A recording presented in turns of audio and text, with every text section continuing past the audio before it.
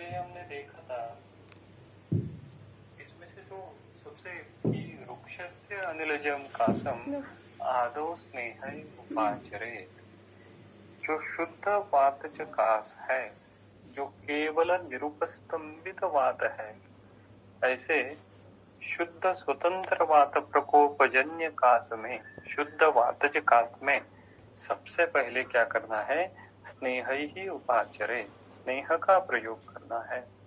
तो वो स्नेह कौन से है, इसका फिर वर्णन अभी श्लोक क्रमांक 35 से लेके आगे उसका विवेचन आता है।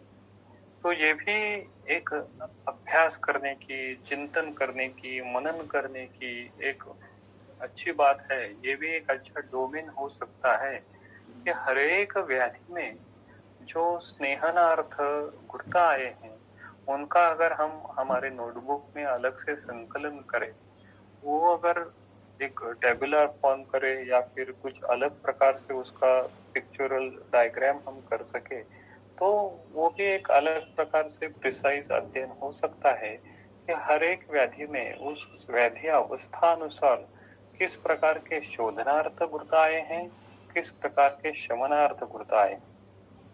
क्योंकि कई बार प्रैक्टिस करते समय क्या होता है, वही चुनिंदा 3-4 गुर्तों में ही हम प्रैक्टिस करते हैं। अवेलेबिलिटी एक अलग बात है, लेकिन प्रिसाइजनेस एक अलग बात है। अगर हमको हमारी चिकित्सा और ज्यादा अगर प्रिसाइज करनी है और ज्यादा पिन पॉइंट करनी है, कम से कम कल्पों में ज्यादा से ज्यादा रिजल्ट, यह अगर हमको अपेक्षित है तो हमको इस प्रकार का अध्ययन करना चालू करना होगा। तभी हमको वो प्रिसाइज कृत कल्पना है या फिर प्रिसाइज वात व्याधि में हम आगे जाके देखेंगे विभिन्न प्रकार के जो तैल आए हैं, तो कौन सा तेल कहाँ पे यूज करना है, वो भी एक विचार वहां पे है। तो वो प्रिसाइजनेस इस प्रकार का अध्ययन करने से ही डेवलप होगा।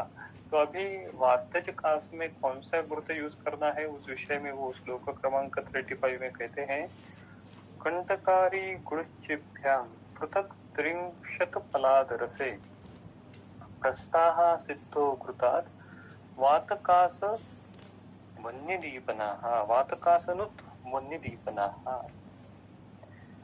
क्या लिखा है उन्होंने? कंटकारी गुरुचिभ्याम पृथक। तो कंटकारी गुरुचिभ्याम पृथक, पृथक यानी भिन्न भिन्न। तो कंटकारी का पृथक और गुरुचि का पृथक क्या करना है? 30 फलान रसे। तो 30 फलान यानी जो 30 फल उसका रसे, रस यानी यहाँ पे क्वाथ लेना है।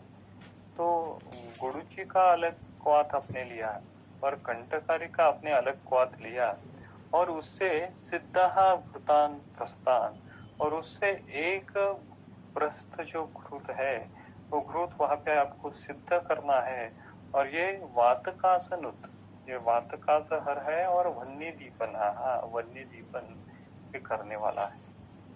देखिए यहाँ पे उन्होंने क्या क्या है, घृत को क्वाथ से सिद्ध किया है, कंटकारी क्वाथ और गुरुचि क्वाथ। यहाँ पे कल्क का मेंशन नहीं किया है, लेकिन अगर कल्क का मेंशन नहीं है तो वहां पे हम गुरुचि और कंटकारी का ही कल्क ऐड कर सकते हैं।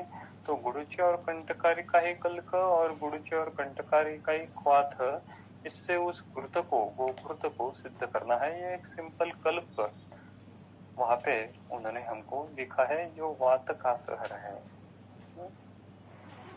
तो वातकासहर कहने का तात्पर्य है ये तो वातग्न होगा ही, लेकिन प्राणवह स्रोत में जो वात प्राबल्य है वहां पे इस कल्प का अनुगामित्व है, ये जानना चाहिए। आगे इसी संदर्भ में उन्होंने अलग एक ऑप्शन लिखा है, पिप्पले आदि घृतम। पिप्पली पिप्पली मूल चव्य चित्रकनागरैः धान्य पाठाचारास्ना यष्ठाव क्षार हिंगुभिः कोलमाता दशमूली रसाड़कै सिद्धार्थ चातुर्तिकाम पित्वा पेया मंडम पिपेद अनु तत्श्वासकास रुत्पार्श्व गृहणी दोष गुलमनुत पिप्पल्यादम घृतम चेत कीर्तितम। इति पिप्पल्यादि कृतम। तो देखिए ये पिप्पली कृत किस प्रकार से निर्मित हुआ है। पिप्पली मूल चव्य चित्रक नागर ही। तो ये जो पिप्पली मूल चव्य चित्रक नागर और उसके साथ धान्य पाठा वचा रासना यष्ठाव क्षार, क्षार यानी जब क्षार हिंगु भी ही कोल मात्र ही। तो ये जो पिप्पली से लेकर हिंगु है वो हर एक द्रव्य जो है वो एक कोल मात्रा में लेना है। तो ये क्या है, पिप्पली से लेकर हिंगु तक वो कल्क द्रव्य है। तो ये पिप्पल्यादि कल्क है। पिप्पली चव्य से लेकर हिंगु तक इन द्रव्य एक कोल मात्रा में उनका कल्क तैयार करना है। तो क्वाथ कौन सा हुआ, तो आगे उन्होंने क्वाथ भी दिया है दशमूली रस आड़क। तो दशमूल का क्वाथ जो है वो एक आड़क लेना है। गुर्त तैयार करते समय एक क्वाथ रहता है, कल्क रहता है और स्नेह रहता है, गुर्त रहता है। तो वही इसी प्रकार से देखिए दशमूली रस आड़क है, दशमूल का क्वाथ जो है वो एक आड़क लेना है। तो ये घृत का नामाभिधान उन्होंने दशमूल घृत ऐसा नहीं किया। क्वाथ का क्वांटिटी ज्यादा होते हुए भी क्वाथ के नाम से घृत को नॉमनक्लेचर देने की पद्धत नहीं थी, क्योंकि घृत में सबसे इम्पोर्टेंट फैक्टर जो है क्वाथ से भी इम्पोर्टेंट कल्क होता है, इसलिए कल्क ज्यादा इम्पोर्टेंट है। कल्क की पोटेंसी जो आपका फैट सोल्यूबल घृत है, फैटी लिपिड जो घृत है, उसमें वो कल्क के द्रव्य जो है वो सम्मूर्छित ज्यादा मात्रा में होने वाले हैं। इसलिए इसमें दशमूली रस आड़क है, दशमूला का क्वाथ एक आड़क और इससे सिद्धाम घृतम प्रस्ताद, और उससे एक घृत प्रस्त जो है वो सिद्ध करना है। और चतुर्थिकाम पित्वा, और इसकी उन्होंने मात्रा भी दी है। ये दशमूल क्वाथ और पिप्पल्यादि कल्क से सिद्ध करने के बाद जो घृत सिद्ध होता है वो घृत 4 पल चतुर्थिकाम पित्वा। तो देखिए कितनी क्वांटिटी है उसकी। ये शमन घृत है, वातज कास में आया हुआ, उसकी क्वांटिटी 4 पल लेना है। और ये क्वांटिटी, ये इतना घृत पीने के बाद क्या करना है, पेया मंडम अनुपिबेत, तो उसका अनुपान भी उन्होंने लिखा है। तो जहाँ पे इस प्रकार की स्पेसिफिसिटी रहती है कि घृत के संदर्भ में हो या अन्य किसी गुटिका या चूर्ण के संदर्भ में हो, कि वहां पे जिस प्रकार से हमको मालूम है कि पुष्यानुक चूर्ण में तंडुलोदक अनुपान है, उसी प्रकार से यहाँ पे जो पिप्पल्यादि घृत है उसमें पेयामंडम अनुपिबेत। तो यह सवाल तो उत्पन्न होगा, ऐसा उन्होंने क्यों कहा होगा कि पिप्पल्यादि घृत के अनुपान के लिए उन्होंने पेयामिंडम का उल्लेख किया। वो क्यों किया, वही उल्लेख पिप्पल्यादि घृत में क्यों किया। पहला जो कंटकारी घृत है उसमें उसने उनका उल्लेख क्यों नहीं किया। तो इस पर भी हम चिंतन करेंगे कि चतुर्थिकाम पित्वा पेयामंडम अनुपिबेत, और इसी प्रकार से घृत सिद्ध करने के बाद वो 4 पल क्वांटिटी में लेने के बाद उसके बाद जब रुग्ण पेयामंड पीता है तो क्या होता है, तथा श्वास कास रुत पार्श्व ग्रहणी दोष गुलमनुत। तो इसी प्रकार से देखिए कि वात प्राधान्य से जो जो व्याधि होती है, वातज कास, वातज रुद्रोग, वातज पार्श्वशूल, वातज ग्रहणी, इन सब में ये जो पिप्पल्यादि घृत है वो कार्यकारी होगा। तो महास्त्रोतस में और प्राणवह स्त्रोतस में वात दोष के प्राबल्य से जो जो संप्राप्ति होगी वो सभी संप्राप्ति में ये पिप्पल्यादि घृत अनुगामित्व होगा, वो कार्य करेगा। तो पिप्पल्यादि घृत जब हम तैयार करेंगे और हमारे ओपीडी में रखेंगे तो वो केवल हम प्राणवह स्त्रोतस के व्याधि में नहीं यूज करेंगे। वातज गुल्म का अगर रुग्ण है हमारे पास, उसका निदान हम करते हैं तो उसमें भी हम पिप्पल्यादि घृत यूज कर सकते हैं, क्योंकि इसमें पिप्पली मूल है। हम षटपल घृत जिस प्रकार के हो सकता है, षटपल घृत में भी हमारा ये पंचकोल है, उसी प्रकार से इसमें भी है। तो जहां जहां आप षटपल घृत यूज कर सकते हैं वहां वहां पे आप पिप्पलादि घृत भी यूज कर सकते हैं। यहाँ पे दशमूल उन्होंने ऐड किया है तो उसमें वातग्न प्रॉपर्टी जो है दशमूल क्वाथ होने के कारण ये ज्यादा थोड़ी सी और होगी।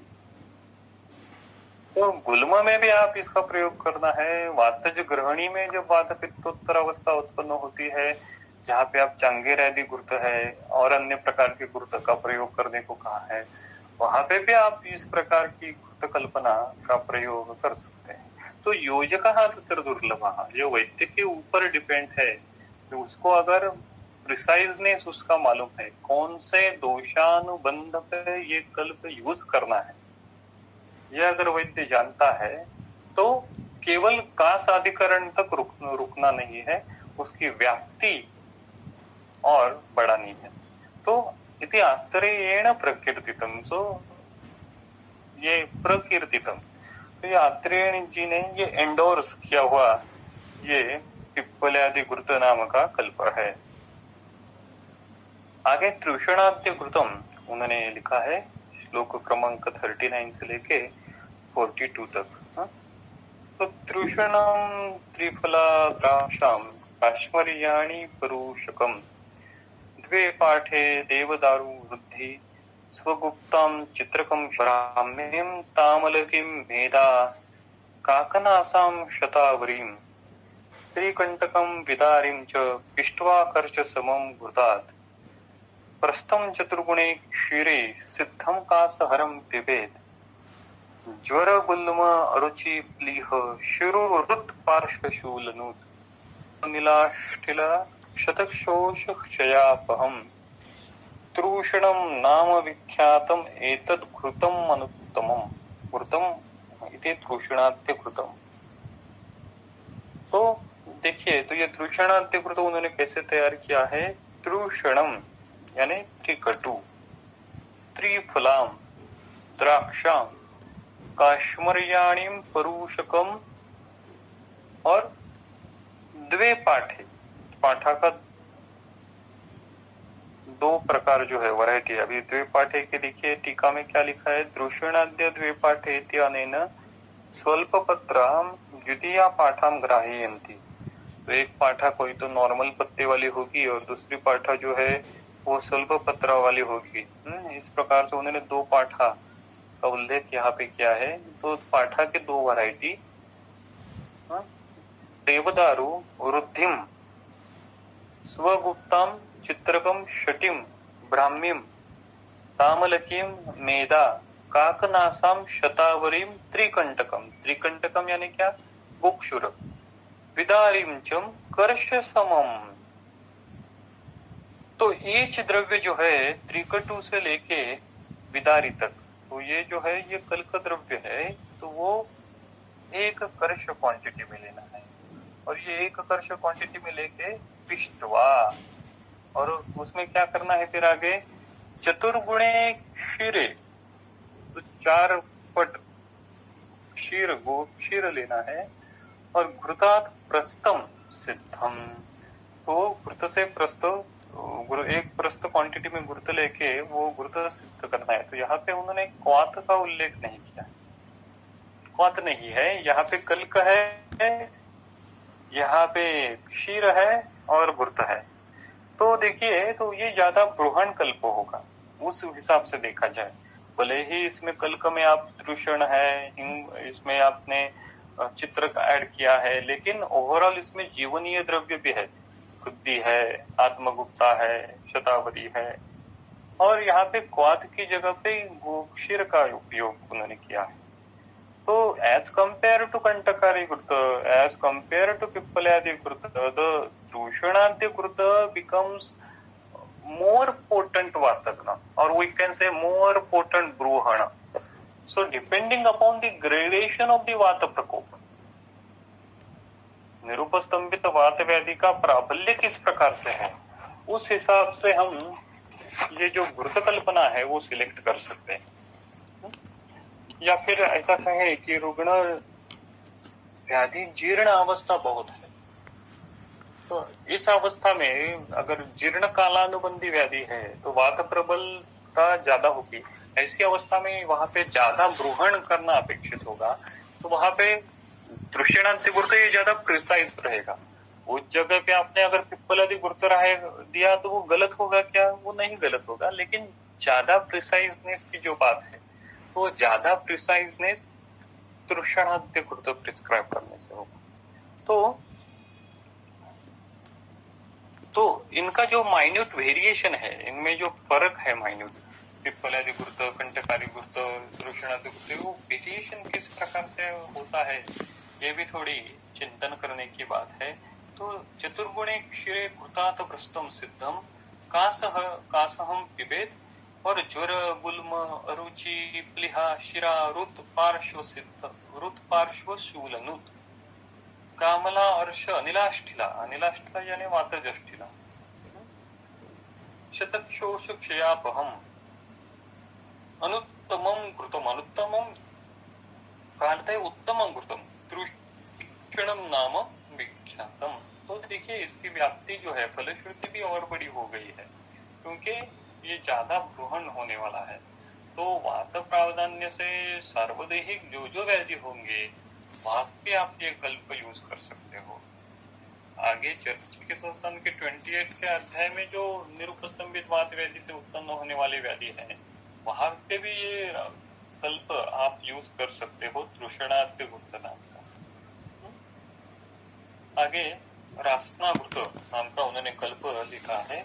इसको मार्केट में नागार्जुन फार्मेसी है या फिर अन्य जो फार्मेसियां है वो रासना दशमूलाद्यकृत करके उस नाम से ये मार्केट में प्रचलित है। इसका ओरिजिनल पार्ट ये है रासनाघृत नाम से। तो द्रोणे मपाम साधे रासनाम दशमूलिम शतावरी फलिकां माणिकां अंशास्तु कुलत्थान बदरान यवान तूलार्धं च अजमांसस्य पादशेषेण तेन च घृताडकं समक्षीरं जीवनीयैः फलोन्मितैः सिद्धं तद्दशभिः कल्कैः नस्यतान् अवासनैः समीक्षवातरोगेषु यथावस्थं प्रयोजयेत् शिरःकम्पं शूलं वंक्षणयोनिजं सर्वांग एकांग रोगाश्च सप्लिह ऊर्ध्व अनिलांजयेत इति रासनाघृतम। तो ये रासनाघृत या फिर रासना दशमूलाद्यकृत किस प्रकार से सिद्ध होता है? अपाम द्रोणे, अपाम यानी जल, जल कितना लेना है? द्रोणे 1024 तोला जो है वो जल लेना है। उसमें क्या करना है? रासनाम दशमूलिम शतावरीम फलिकाम। तो रासना, दशमूल और शतावरी एक फल क्वांटिटी में लेना है। कुलत्थान बदरान यवान च मणिकांशनाम, कुलत्थ बदर और यव ये मणिका प्रमाण में, मणिका की टीका देखिए अष्टोपलानी यानी 32 तोला जो है वो कुलत्थ बदर और यव लेने हैं।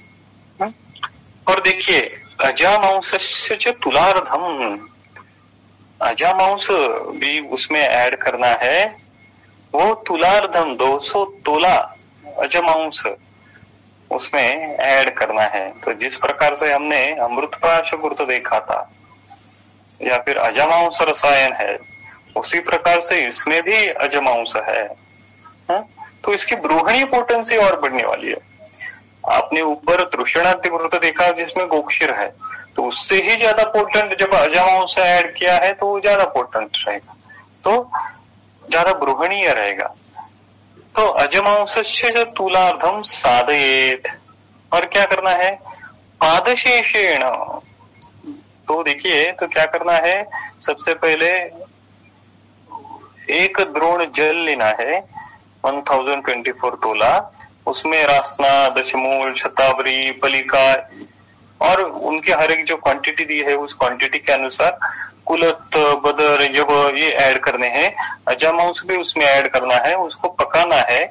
और जब पादशेषेण 1/4 जब वो बाकी रहता है तब क्या करना है, तेन च पलोन्मितैहि दशभिः जीवनैहि कल्कैहि समक्षीरम सिद्धम घृताड़कम। तो देखिए, जब वो 1/4 क्वांटिटी उसकी बचती है तो वो वैसे ही रखनी है, और उसमें क्या करना है, अभी पलोन्मितैहि दशभिः जीवनीय कल्कैहि। पलोन्मितैहि यानी क्या, हर एक द्रव्य 4 पल, ऐसा 10 जीवनीय द्रव्य लेने हैं, उनका कल्क ऐड करना है। तो ये जो आप 1/4 अजाक्षीर, अज मांस या फिर दशमूल रासना ये ऐड करने वाले हैं, वो 1/4 जब कुछ क्वांटिटी उसकी बाकी रहने वाली है, उसमें आप ये जीवनीय द्रव्यों का कल्क ऐड करने वाले, देखो तो वो और कितना पोटेंट हो गया और कितना ब्रूहण हो गया। तो ब्रूहण क्वालिटी कैसे वो बढ़ा रहे हैं, we have to understand what we can say the framework behind that construction of the घृत कल्पना।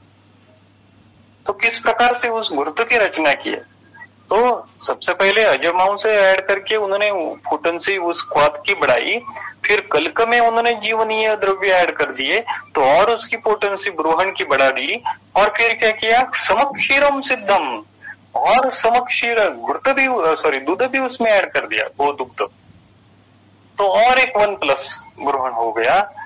तो घृताड़कम, तो घृत ये से सिद्ध क्वाथ से, तो ये क्वाथ जो है वो 1/4 बाकी रहने वाला जीवन द्रव्यों का कल्क गोक्षीर, और इससे वो एक अड़ घृत सिद्ध करना है। और ये सिद्ध होने के बाद उसका एडमिनिस्ट्रेशन केवल ओरली नहीं है, देखिए उनके वाइड रेंज उन्होंने बताई है, क्या है, समीक्षमाथ रोगेषु यथावस्थम प्रयोजयेत् कल्कैहि नस्यपान अनुवासनैहि।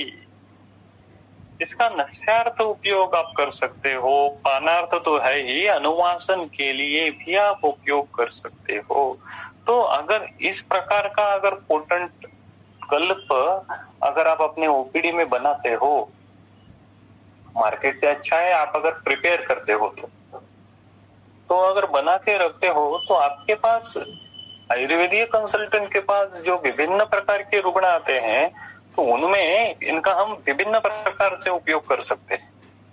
जो डीजेनरेटिव कंडीशन आती होंगी, डीमाइलिनेशन ऑफ द नर्व, या फिर लंबार डिस्क डीजेनरेशन, या और अन्य प्रकार के जो निरुपस्तंभित वात व्याधि के कैटेगरी में आते हैं, उन सब में ये अत्यंत ब्रूहण करने वाला केवलम निरुपस्तंभ आदो स्नेह ही उपाचरे, तो ये आइडियल कॉम्बिनेशन वहां पे है।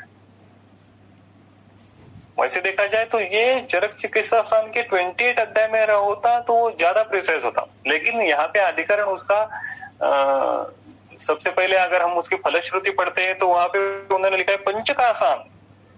तो पंचकासान हरती, इसलिए उन्होंने इस चिकित्सा में उसका अधिकरण उन्होंने रखा है। लेकिन अगर हमने ये जो फलश्रुति फिर से उसका अध्ययन किया तो समझ में आएगा कि ऊर्ध्व प्रदेश में, ऊर्ध्व वात में ये जो कल्प है वो ज्यादा कार्यकारी होता है। पंचकासान शिरक कंप, तो शिरक प्रदेश में अगर वात प्रकोप है, शूलम शिरशूलम, वंक्षण योनिजम शूलम, तो वंक्षण योनिजम शूलम में भी ये कार्यकारी होगा। सर्वांग एकांग रोग, सर्वांग एकांग रोग, जो पक्षाघात में हमने पढ़ा है, सर्वांग रोग और एकांग रोग, पक्षाघात में भी संप्राप्ति शिरस्थ रहती है, और उसमें सर्वांग एकांग रोग रहता है, तो उसमें ये रासनामृत जो है वो यूजफुल है। देखिए चरक चिकित्सा स्थान का जो 28 अध्याय है, श्लोक क्रमांक 54-55, पेज नंबर 619, चक्रपाणी टीका, अत्वैका मारुतहं पक्षं दक्षिणं वाममेव वा कुर्यात् चेष्टा निवृत्तिं हि रुजं वाकस्तम्भमेव च गृहीत्वार्धः शरीरस्य शिरा स्नायु विशोष्य च पादं संकोचयति एकं हस्तवा तोदशोलनुत् एकांग रोगम तम विद्या सर्वांगम सर्वदेहजम। अगर पक्ष हैम्पर होता है तो उसको हम पक्षाघात कहते हैं। एक शरीर का एक अवयव, एक लिम्ब अगर हैम्पर हुआ तो उसको हम एकांग रोग कहेंगे, या पूरा शरीर उसमें हैम्पर हुआ तो उसको हम सर्वांग रोग कहेंगे। तो इसी प्रकार के सर्वांग रोग के पैथोलॉजी में या फिर एकांग रोग के पैथोलॉजी में भी ये रासनाघृत उपयुक्त है, बशर्ते वो शुद्ध वातज होना चाहिए। सप्लीह ऊर्ध्व अनिलांजय, ये जो लास्ट लाइन है ना वो इम्पोर्टेंट है।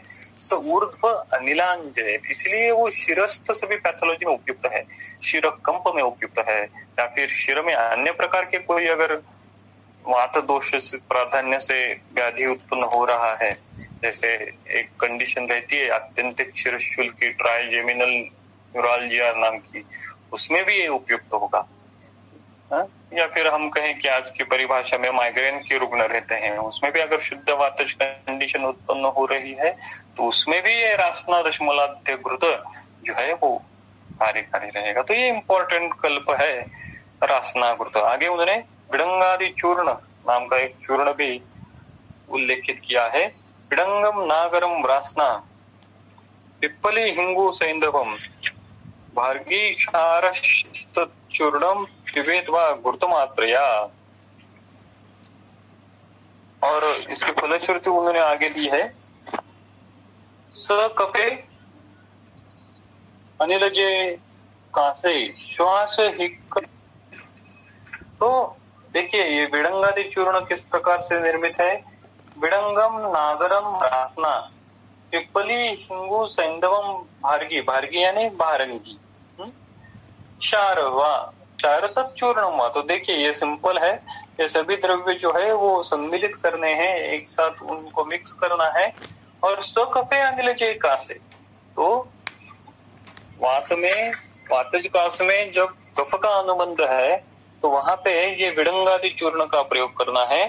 श्वास हिक्का हताग्निशु, और श्वास हिक्का और अग्निमांद्य जहाँ पे प्राधान्य से है तो उस अवस्था में ये विडंगादि चूर्ण नाम का प्रयोग हम कर सकते हैं। तो देखिए ये हमको out of the box thinking करना शुरू करना है। विडंग बोले तो विडंग यानी सिर्फ कृमिक न, विडंग यानी सिर्फ कृमि रोग अधिकार में है, इस प्रकार से नहीं है। तो उसकी व्याप्ति देखिए, विडंग यहाँ पे आया है, विडंगादि चूर्ण कहाँ पे आया है, वातज कास में जब कफ का अनुबंध रहता है, कफज वातज कास, ऐसी अवस्था में हमको ये विडंगादि चूर्ण का प्रयोग करना है। इसी प्रकार का और एक थोड़ा सा विभिन्न एक कल्प है विडंग का, जो प्रैक्टिस में ज्यादा उपयुक्त होता है, वो है विडंगादि क्षार नाम का। वो विडंगादि क्षार भी है, वो गुल्म चिकित्सा में आया है, वो भी महास्त्रोतस में काम करने वाला है। कफ वातज कंडीशन में भी वो उपयुक्त है। तो इसी प्रकार से सकफे अनिलचे कासे श्वास का हता अग्निशु। आगे उन्होंने और एक चूर्ण लिखा है द्विक्षारादि चूर्ण, 48 और 49 में, द्वक्षारो पंचकोलानी पंचेव लवणानि च। देखिए ये एक चूर्ण हुआ, कौन सा, द्वक्षारो पंचकोलानी पंचेव लवणानि च। तो दोक्षारो यानी क्या हो गए, यवक्षार और सज्जक्षार। पंचकोलानी, पंचकोल, दोक्षार पंचकोल और पंचेव लवणानि च, और 5 प्रकार के लवण, इनको सम्मिलित करके रखना है। तो ये एक योग हो गया।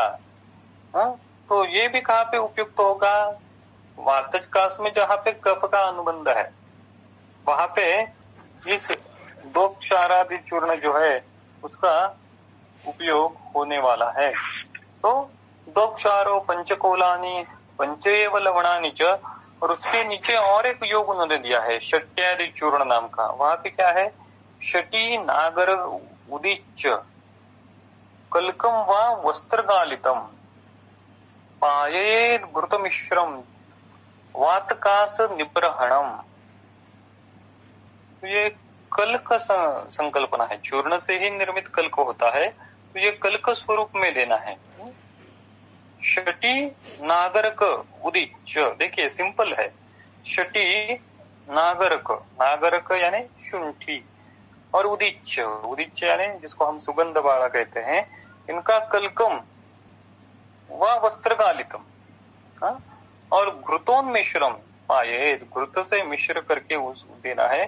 वातकाश निग्रहणम, वो वातज कासहर है। तो ये शट्यादि कल्क प्रकार का एक योग उन्होंने यहाँ पे दिया है। तो देखिए शटी नाम का जो द्रव्य है वो प्राणवह स्रोतस के संप्राप्ति में ज्यादा कार्यकारी होता है। हमने अगर याद होगा तो हमने एक शट्यादि योग नाम का एक योग देखा था, जो हमने कहाँ पे देखा था?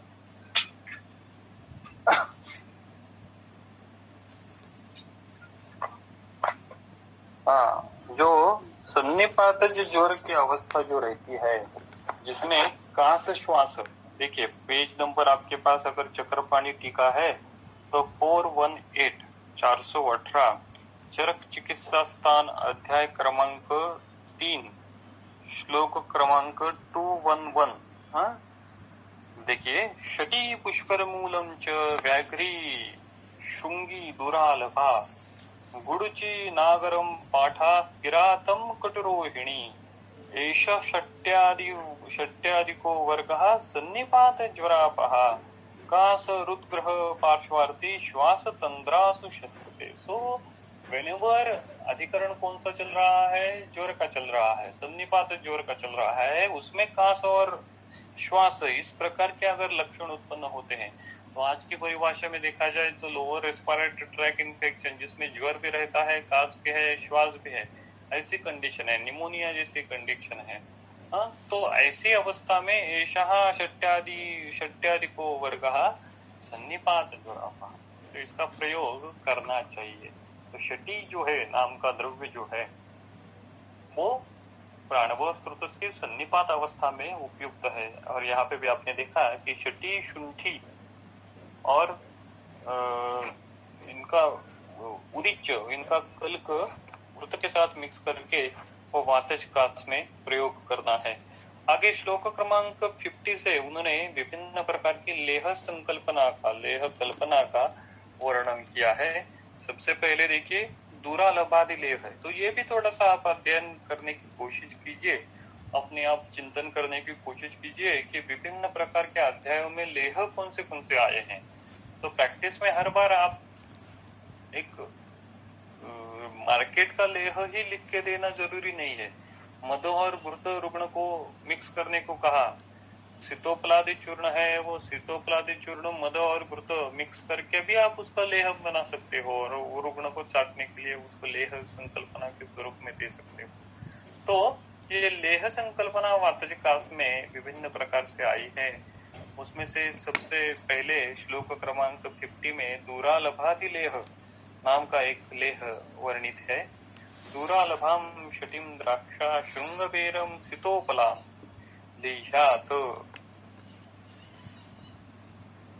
कर्कट श्रृंगी च कासे तैलेन वातजे। तो क्या लिखा उन्होंने? देखिए दूरालभाम, दूरालभादि लेह है, दुरालभा यानी क्या? धमासा। धमासा आपने अगर अग्र संग्रह याद किया है तो अग्र संग्रह में धमासा का उल्लेख है। क्या है अग्र संग्रह में दुरालभा का उल्लेख?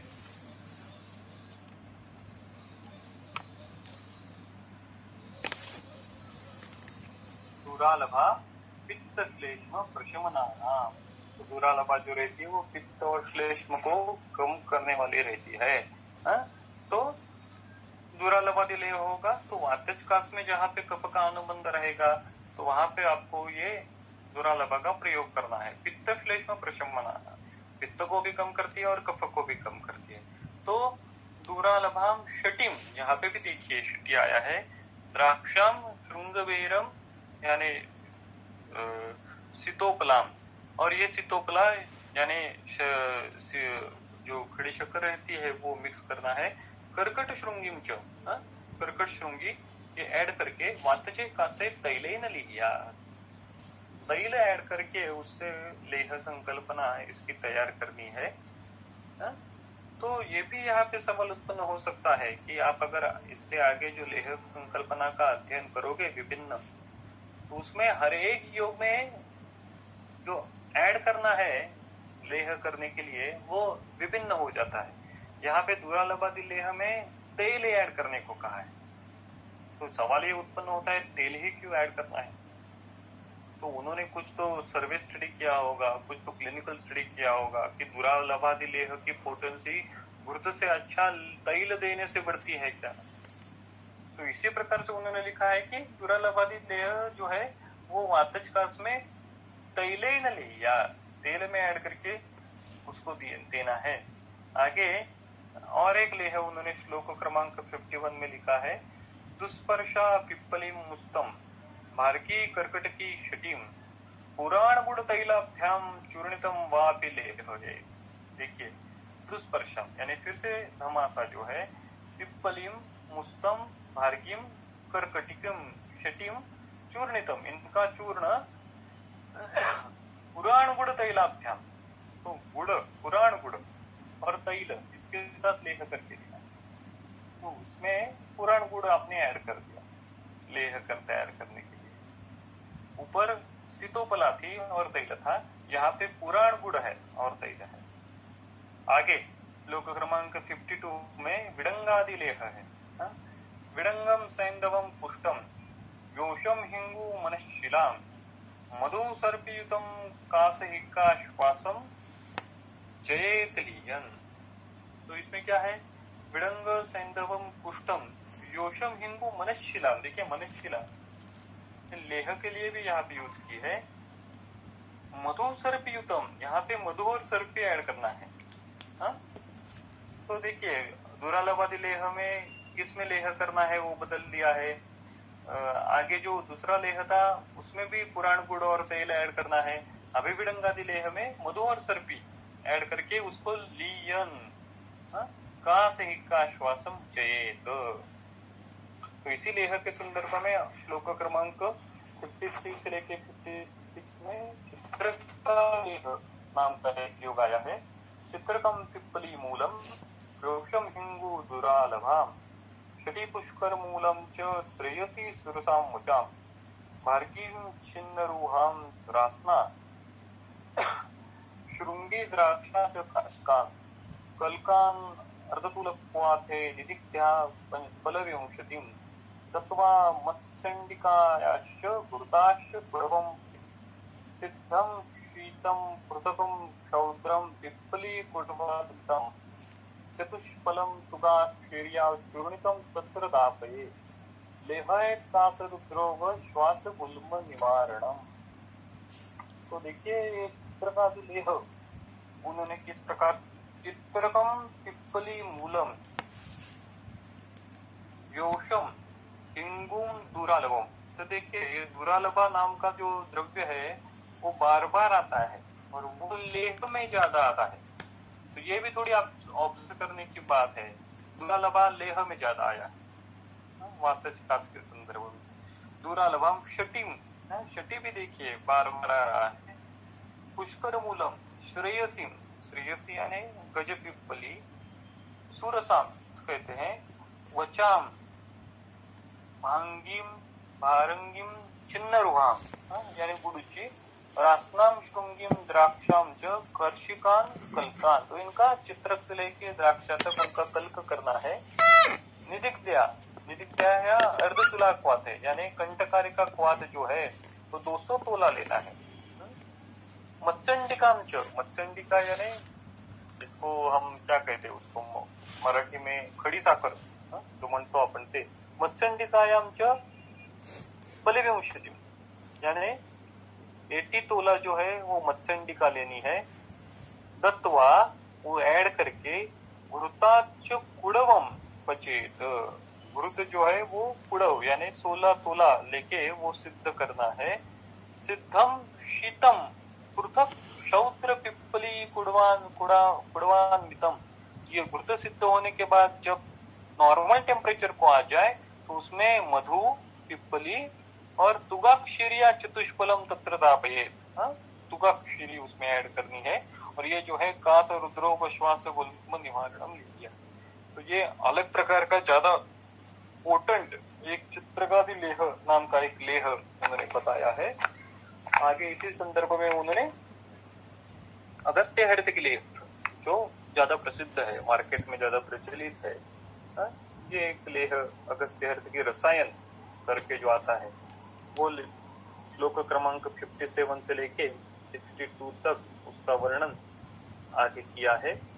दशमूली स्वयं गुप्ता शंख पुष्पीम शटीम बलाम हस्ते पिप्पलीम अपामार्ग पिप्पली मूल चित्रका भांगी पुष्कर मूलम च द्विपलांश यवाडकम हरितकीष्टम चेके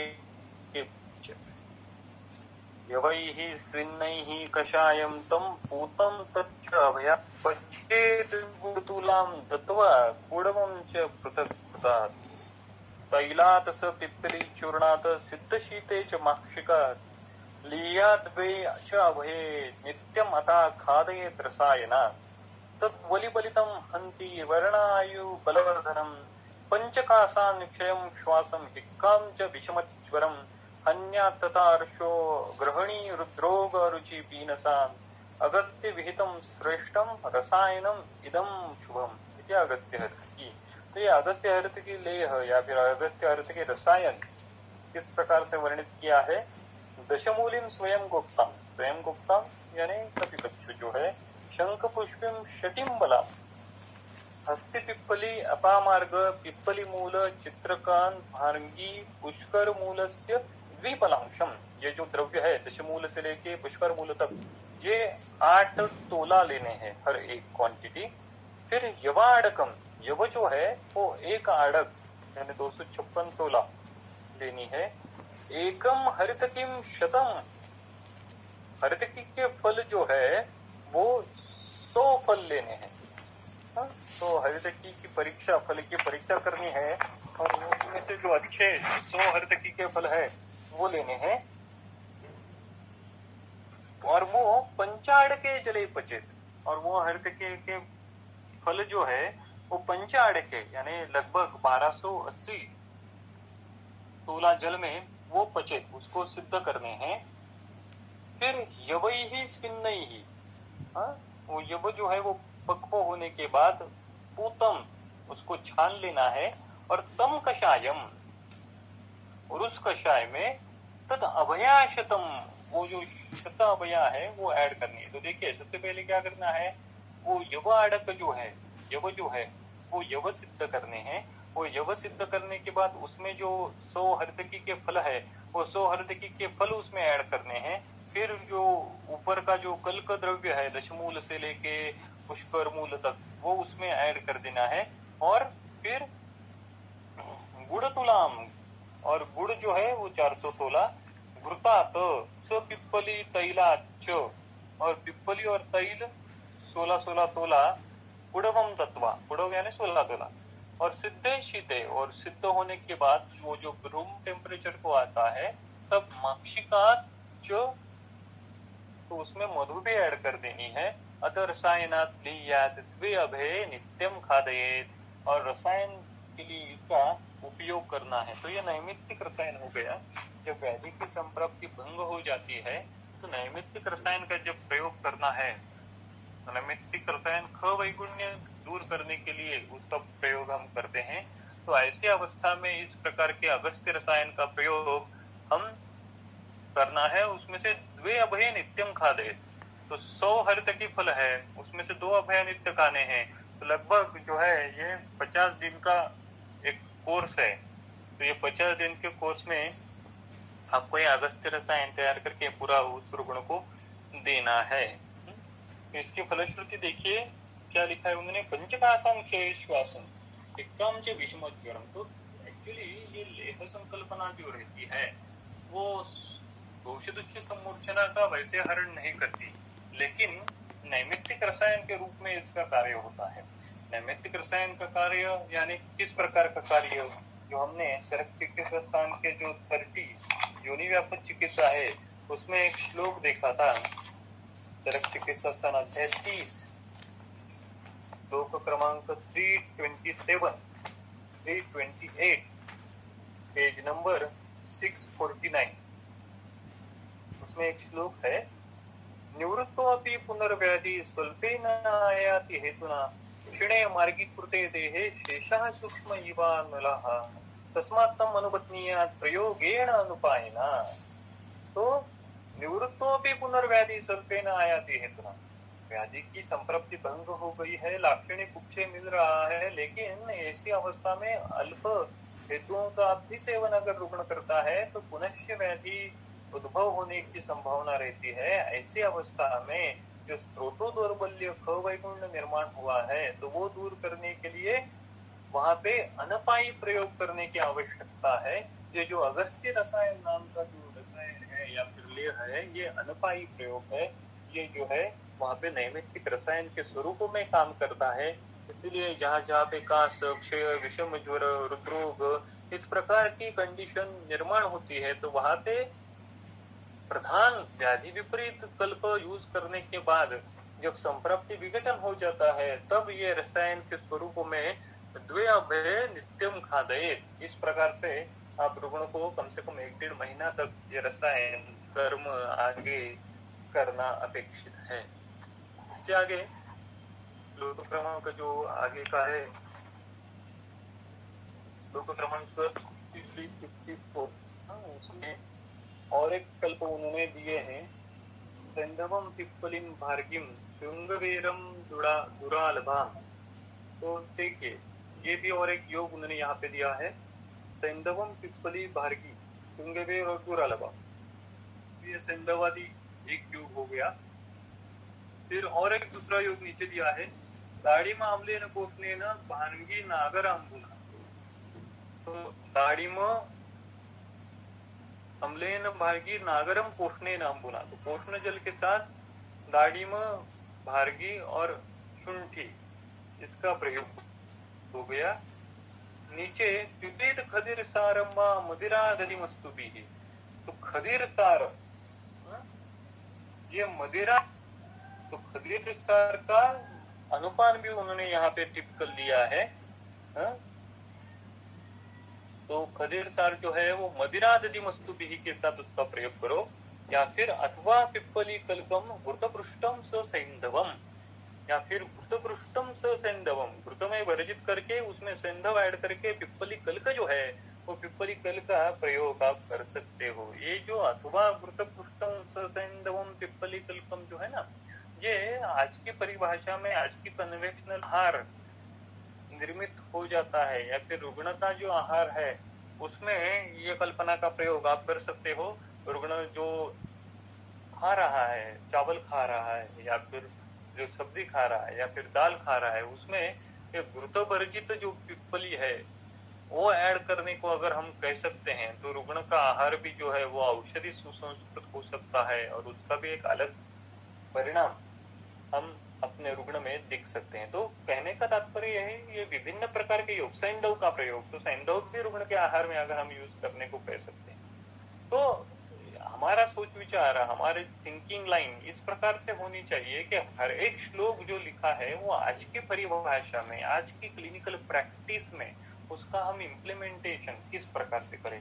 बशर्ते ये नहीं कहना कि ये तो कैसे संभव है, ये तो हम कैसे प्रैक्टिकली आज के दिन में पिप्पली कल का घृतपृष्ठ कैसे दे सकते, नहीं, आज की परिभाषा में अपनी युक्ति का प्रयोग करते हुए वो किस प्रकार से देना, ये तो आज की नीड ऑफ द आवर है, ये तो आज का क्लैरियन कॉल है ना, तो वो समझना है और उस प्रकार से चिंतन चालू रखना है।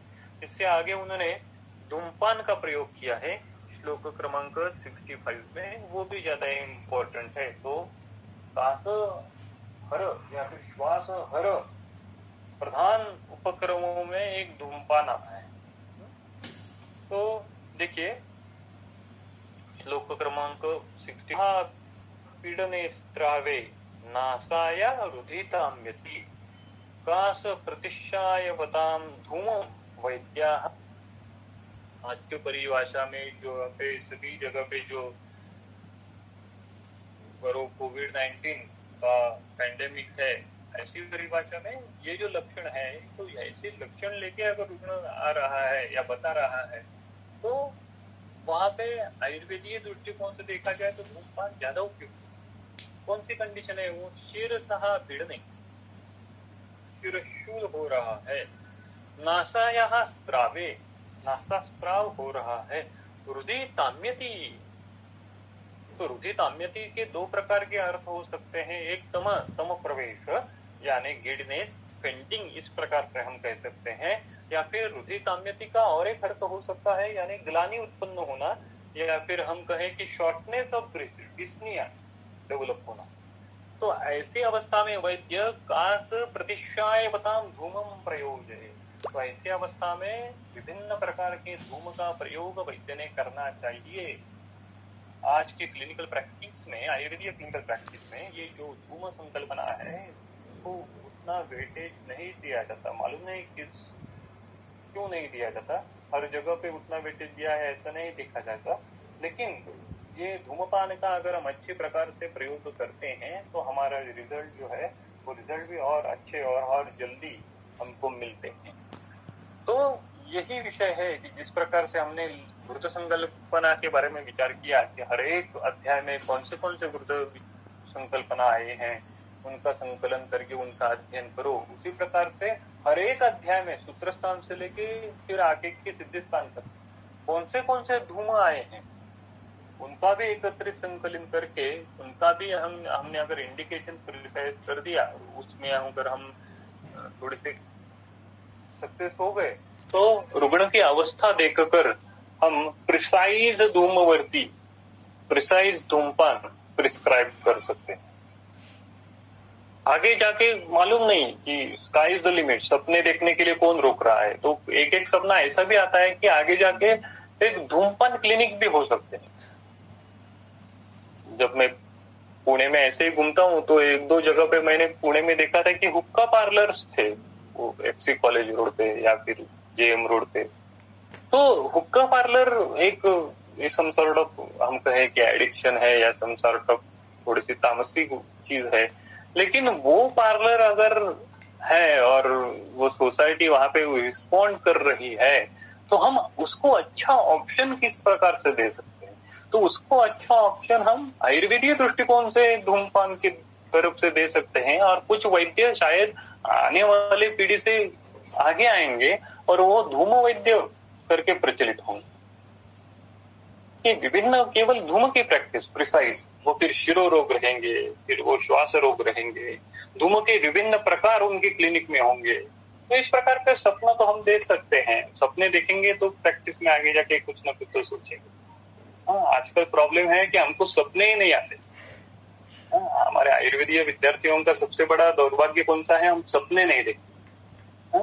तो सपने देखना शुरू कर देना चाहिए कि हाँ ये भी एक अच्छा सपना है कि ये सपना मुझको भी आता है, शायद आपको भी आया होगा, या आप सोचो उस विचार के लिए कि एक पूरा एक हॉस्पिटल है जो आयुर्वेदीय पद्धति से चल रहा है। कार्डियोलॉजी, कार्डियक के पेशेंट आयुर्वेदीय दृष्टिकोण से चिकित्सा ले रहे हैं। नेफ्रोलॉजी जो है वही आयुर्वेदीय पद्धति से नेफ्रोलॉजी की चिकित्सा हो रही है। कैंसर के रुग्ण आयुर्वेदीय पद्धति से चिकित्सा हो रही है। पूरे विभाग आयुर्वेदीय पद्धति से चल रहे हैं। ऐसा एक परिपूर्ण हॉस्पिटल निर्माण करना ये अपना सपना होना चाहिए। तो ऐसा बड़ा सपना हम देखेंगे तो उस दिशा में कुछ ना कुछ तो जड़ी स्थली काष्टी पाषाणी आयुर्वेद हम सोचे तो कुछ ना कुछ हमारे जीवन में हम डिलीवर कर पाएंगे। तो देखिए ये अलग विषय है। शिरसा पीड़ने स्त्रावे नासायाम रुधि ताम्यति कास प्रतिशायवताम धूमम वैद्याः प्रयोजय। तो इस प्रकार से धूमपान की प्रशस्ति कास प्रतिशायवताम आचार्य ने कही है। आपको मालूम होगा चरक सूत्र स्थान का जो 5वां अध्याय है, चरक सूत्र स्थान का 5वां अध्याय, उसमें ऊर्ध्व प्रदेश के, ऊर्ध्व शरीर के सभी वात कफज कंडीशन में ये धूमपान उपक्रम उपयोगी है, उपयुक्त है, ऐसा लिखा है। चरक सूत्र स्थान अध्याय 5 श्लोक क्रमांक 27 से लेके 32, पेज नंबर 40, चक्रपाणी टीका। देखिए क्या लिखा है। गौरवम शिरसा शूलम, तो शिरसा गौरवम शिरसा शूलम,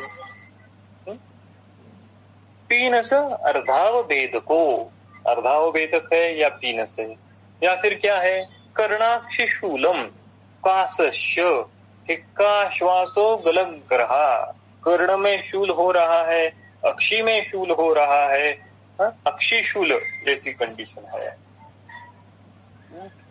पीनस जैसी कंडीशन है, जीर्ण प्रतिष्ठा जैसी कंडीशन है। तो देखिए ये भी है। तो जो विषय चल रहा था अक्षी शूल, ये भी कई बार विचार आता है कि आयुर्वेदीय दृष्टिकोण से रिफ्रैक्टिव एरर की चिकित्सा कैसे हो सकती है। अक्षिशूल तो ठीक है, केवल कॉन्केव लेंस लगाना या फिर कॉन्वेक्स लेंस लगाना, ये अक्षि रोग की चिकित्सा होगी क्या? तो इस संदर्भ में आयुर्वेद क्या कह रहा है?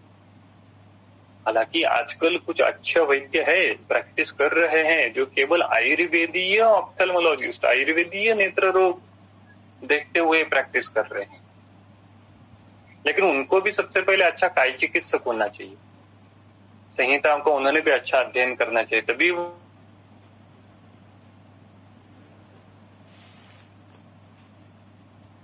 लेकिन कहने का तात्पर्य है कि रिफ्रैक्टिव एरर की चिकित्सा आयुर्वेदीय दृष्टिकोण से हम किस प्रकार से कर सकते हैं? तो ऐसी अवस्था में नेत्र रोग के विभिन्न अवस्थाओं में धूम का प्रयोग, मैं नहीं कह रहा कि रिफ्रैक्टिव एरर में धूम का प्रयोग होगा, लेकिन और जो अवस्थाएं होंगी, अभी उन्होंने कहा अक्षी शूल, तो शूल प्रधान नेत्र रोगों में धूमपान का प्रयोग करना, कर्णशूल कासस्य हिक्काश्वास गलग्रह, दंत दौर्बल्यम आस्यस्त्रावः, दंत दौर्बल्य, देखिए दंत दौर्बल्य की अवस्था में भी धूमपान उपयोगी है। आस्यस्त्रावा श्रोत्र घ्राण अक्षिदोषजा, अक्षिदोषजा जो मैं अभी कह रहा था, अक्षिदोषजा, तो कितना इंपॉर्टेंट है ये। शीरस्थ सभी व्याधियों में, ऊर्ध्वजत्रुगत सभी इंद्रियों के व्याधियों में ये धूमपान उपयोगी है, बशर्ते आपको व्याधि की कंडीशन देखते हुए अलग अलग प्रकार के धूमों का प्रयोग करना है। पूतिघ्राण अस्यगंधस्य दंतशूलम अरोचकः, हनुमन्याग्रह, मन्याग्रह में भी, हनुग्रह में भी कंडूहु कृमया पांडुता मुखे, मुख पांडुता जैसा लक्षण।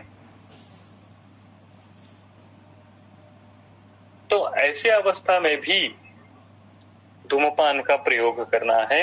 श्लेष्म प्रसेको वैश्वर्यम गलशुंडी उपजीविका, टॉन्सिलाइटिस जो रिकरेंट्स आते हैं, एडिनोइड्स जो रिकरेंट्स है, उसमें भी धूमपान का प्रयोग हम कर सकते हैं। खालित्यम पिंजरत्वम च केशानाम पतनम तथा, खालित्य और पालित्य या फिर ग्रेइंग ऑफ हेयर जैसी कंडीशन है, उसमें भी धूमपान का प्रयोग है। अगर आगे जाके आप में से कोई अगर कॉस्मेटिक आयुर्वेदीय तज्ञ हो या फिर केश आयुर्वेद जैसी कोई अपना एक आयुर्वेद निकालेगा, तो उसमें भी ये लाइन जो है उसको आगे जाके प्रैक्टिस की दिशा देगी। खालित्यम पिंजरत्वम च केशानाम पतनम तथा, और आगे क्या, क्षवतु च अतितंद्रा च बुद्धे मोहो अतिनिद्रता, अतिनिद्रा तंद्रा निद्रा तंद्रा च सर्वकाले। ऐसी अगर अवस्था है, कफावृत प्राण की अगर अवस्था उत्पन्न हो गई है, जो प्रमेय में भी हम देखते हैं निद्रा तंद्रा च सर्वकाले, तो ऐसी अवस्था में भी ये धूमपान उपयोगी है। तो आगे नीचे उन्होंने क्या लिखा, धूमपानात् प्रशाम्यति बलम भवति च अधिकम, शिरोरूह कपालानाम इंद्रियाणाम स्वरस्य च न च वात कपात मनो बलिनो अपि ऊर्ध्वजत्रुजा, धूम वक्र कपानस्य व्याधया सुशिरोगता। तो इतना वास्ट इसका स्पेक्ट्रम है, इतना वास्ट इसकी क्या कहें हम कि ब्रॉड एक्टिविटी है।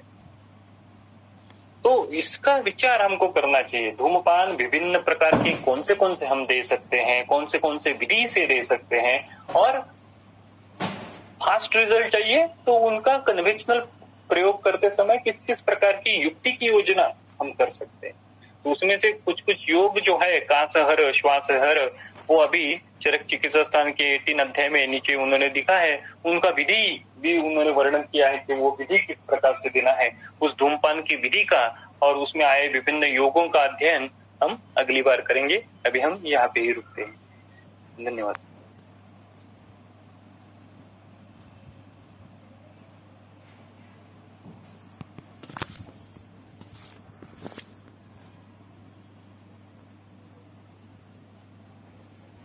ठीक है, अभी 2 सवाल यहाँ पे चैट बॉक्स में दिख रहे हैं। एक जो है, कोविड पेशेंट में प्रिवेंशन के लिए धूम्रपान कर सकते हैं क्या? तो डेफिनेटली, जो हमने कहा कि अगर उन्होंने लिखा है कि यहाँ पे नच वात कपात मनो बलिनो अपि ऊर्ध्व जत्रुजा, ऊर्ध्व जत्रुगत वात कपज सभी कंडीशन में ये धूम्रपान उपयुक्त है। और आप अगर दिनचर्या में देखें तो दिनचर्या में भी ये धूम्रपान का इनकॉर्पोरेशन उन्होंने इसलिए किया है कि ऊर्ध्व जत्रुगत वात कपज व्याधि ना हो। तो अगर वात कपज व्याधि से बचना है तो प्रिवेंशन एस्पेक्ट के लिए भी आप कोविड-19 की आज की जो सिचुएशन है उसमें से अश्वगंधादि धूम्रपान है या फिर मनुष्यलादि धूम है या फिर आगे जाके विडंगादि धूम आने वाला है, तो आगे हम देखेंगे तो विभिन्न प्रकार के उन धूमों का प्रयोग आप कर सकते हो। या फिर सबसे व्यवहारिक है तो वचा शुंठी का प्रधमन भी आप अगर कफस्त्राव हो रहा है रुग्ण को उसको दे सकते हो। या फिर और भी वो भी उपलब्ध नहीं है तो तवा गर्म करके उसमें अगर वेखंड का चूर्ण ऐड कर दिया और उस वेखंड के चूर्ण तो उस गर्म तवे पे ऐड करने से उससे जो धूम निकलती है उसका भी सेवन रुग्ण को करने को कहा, तो वो भी व्यवहारिक दृष्टिकोण से चल सकता है।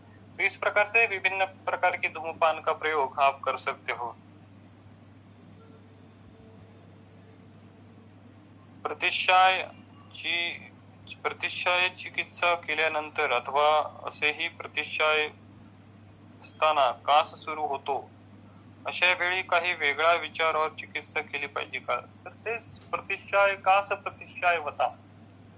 तर आपल्याला हाच विचार करायचा आहे की आपण प्रतिशायाची चिकित्सा करत नाही आहोत, आपण दोषांची चिकित्सा करतोय। प्रतिशायामधले जे दोष आहेत त्यांचे, मग प्रतिशाय आणि कास असेल तर त्यासाठी आता आपण जो उपक्रम पाहतोय ना धूम्रपानाचा, तो कास प्रतिशाय होता। प्रतिशाय when it is associated with कास और कास when it is associated with प्रतिशाय, या कंडिशनवर हा धूम्रपानाचा उपयोग जास्त कार्यकारी ठरतो। आणि वात कफहर जे योग आपण आता पाहिले, विडंगादी चूर्ण असेल किंवा द्विक्षारादी चूर्ण असेल, असे वात कफहर औषधांचा प्रयोग तो पण अशा वेळी जास्त उपयोगी ठरतो। ठीक आहे, त्याच्या पुढचा जो उरलेला भाग आहे तो आपण पुढच्या वेळी पाहूया। आणखीन काही शंका तर ठीक आहे, नाही तर पुढच्या वेळी विचारा।